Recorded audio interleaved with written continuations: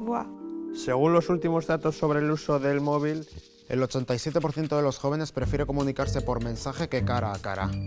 Ojo al dato. Un 33% afirma que su pareja está más interesada en mirar su móvil que a ellos mismos.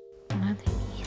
según investigadores de Oxford, se tiene una media 150 amigos en Facebook, pero solo 4 en la vida real. Ya. ¿Me podréis decir a mí cómo será tener 150 amigos en la vida real? 9 de cada 10 jóvenes lo primero que hacen al abrir los ojos por la mañana es revisar su móvil.